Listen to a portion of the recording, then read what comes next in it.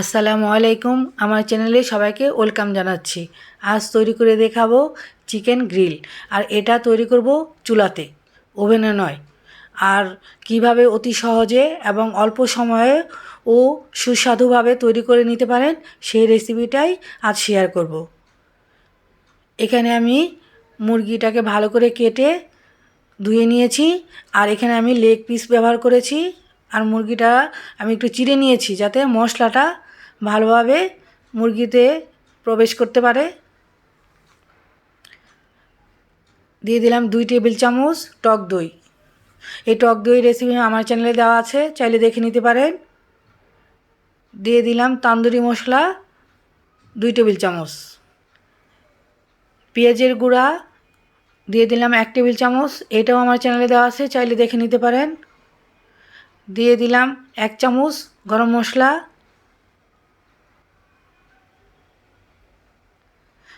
আধা চামচ করে ধনে এবং জিরা, 1 চামচ লাল মরিচের গুঁড়া।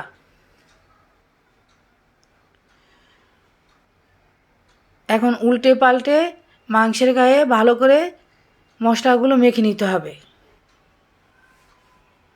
যখন মাখা হয়ে যাবে তখন দিয়ে দিব স্বাদ মতো লবণ,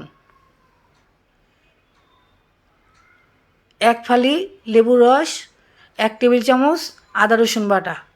আবারও আমি চিকেনের গায়ে ভালো করে মাংসের মশলাগুলো মেখে নিব। সবার শেষে দিয়ে দিব 2 টেবিল চামচ সরিষার তেল।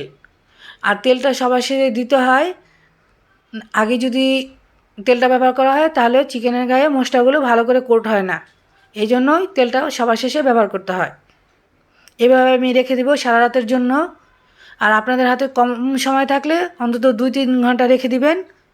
অন্যদিকে একটি হাঁড়িতে 2 টেবিল চামচ সরিষার তেল দিয়ে দিলাম। এখন আমি চিকেনের লেগ পিসগুলো ভেজে নিব।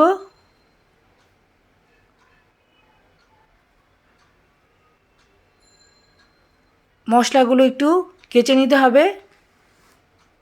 আর এই মশলাগুলো পরে আস্তে আস্তে চিকেনের গায়ে ব্রাশ করে দিয়ে দিতে হবে।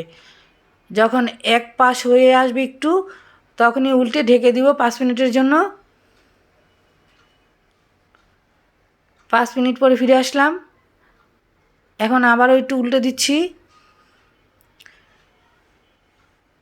দেখুন আস্তে আস্তে কিন্তু চিকেনের গায়ে রং চলে আসছে, মানে একটু পোড়া পোড়া ভাব হবে। এখন মশলা যে ছিল সেই মশলাগুলো আস্তে আস্তে ব্রাশ করে দিয়ে দিচ্ছি চিকেনের গায়ে।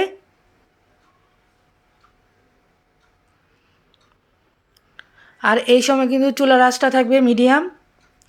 এরকম যখন একটা রূপ চলে আসবে চিকেনের গায়ে তখনই নামিয়ে নিতে হবে। এখন আমি চিকেনগুলো নামিয়ে নিচ্ছি। তৈরি হয়ে গেল গ্রিল চিকেন। খেতে পারেন বিভিন্ন রুটির সাথে, পরোটার সাথে।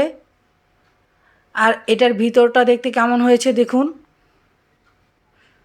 কত সহজে খুলে আসছে এবং খেতেও অসাধারণ।